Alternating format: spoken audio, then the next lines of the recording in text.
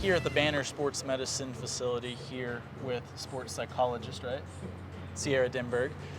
So we talked with Sam Novak. He's one of your pupils that you've been working with. First off, when you see someone like Sam come in who grew up in an environment where they've spent a lot of time journaling and meditating and things like that, what's it like to find ways to coach people up like that? I mean, Sam came in with such a great foundation that we really just were able to build off of it. He had a really good knowledge base and practice that he had previously done. So kind of getting back into that routine and then really just building on some of those practices. And then he came in with really specific things that he wanted to work on, which was really helpful too. So we really just built on that practice, and that's always really fun. And we kind of got to skip a little bit more of like some of the basic things because he had already had a practice. So it's really fun. What were some of the things that he wanted to work on when he stepped in? Yeah, so I think one of the biggest things that I know he talked about too was the visualization piece, right? Being able to kind of get into that mindset and see himself being successful with a vault. And how did you go about helping him along that journey, that path towards the visualization? Yeah. Took a couple iterations of us kind of walking through literally the most basic, detailed, like step by step. And I wrote it all out, and then we would go over it, rehearse it. He went over it again as homework, brought it back, we did it again. So it's just kind of a process building that. I recorded it, and then he recorded it so that it was in his own voice so that he could hear it. So we just broke it down to the most like detailed specifics. Sometimes he even had to think like, okay, what do I do here, right? So you really have to think about it. So yeah. And so you work with athletes here at Banner, all levels, high school, college, professional. Yeah. What's it like working with a high school athlete that maybe, like you've kind of said, and I kind of take away from our conversation with him, is a little more advanced? Because that doesn't seem like something most high school athletes come in understanding, like, here's how I deal with taking breaths and meditating and doing all that stuff.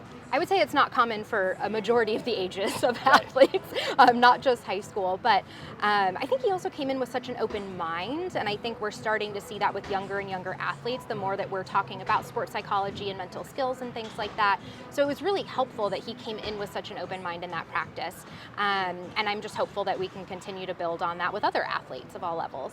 Yeah, I mean, I think that's something cool that you touch on, because I've noticed that too. I mean, I'm someone that kind of got into it because similar to him, I grew up with that background and, different things of not making a high school baseball team, being like, I'm going to be a state champion, and 2 years later, making that happen and things like that. So when you grew up the foundation, but you are seeing it because of conversations like these that are all over different platforms, the TikToks, the YouTubes, all that of the world. And it does matter. Talking about it is super helpful.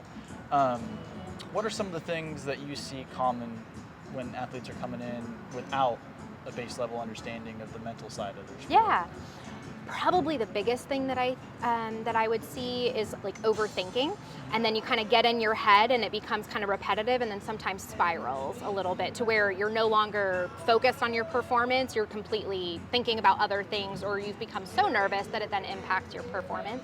So I think the overthinking is probably the biggest one, which is where meditation comes in and can be really helpful to learn to kind of regulate that a little bit, but also have control of the thoughts a little bit more too, and getting that practice in. So just like Sam has had to practice so many times going on the vault, being able to consistently practice having control of those thoughts as well. So athletes that are coming here to Banner, I know there's multiple reasons. Do a lot of them come specifically for the sports psychology side like he did, or does it start with maybe an athlete coming in for some rehab work or some different work, and then that kind of becomes something that they start working on with you? It's a great question, and I'd say it's both. So I've gotten a lot of people that have seen either something on media, I do parent education sessions, so they've seen that, so they call and they're like, ooh, I really want this for my kiddo. But I've also had a lot of referrals up in the sports medicine clinic or the concussion center with athletes that have been injured or have a concussion that need a little bit extra. So I get them both ways. What would you tell a parent that's maybe thinking about, okay, my kid is playing the sport, they love it, maybe they're becoming really good at it, maybe they have their own struggles, growing up a baseball player, that's the background I understand. it's a sport of failure. So you learn Yeah, as you get right. good that I'm still going to fail a lot. It can be mentally hard. Yeah. What would you tell them about the importance of having someone like yourself or others that can help kind of teach them different practices to work on everything up here? Yeah, it's a great question. Obviously, I'm biased being Right. in the field, so I would only speak to like the importance of it.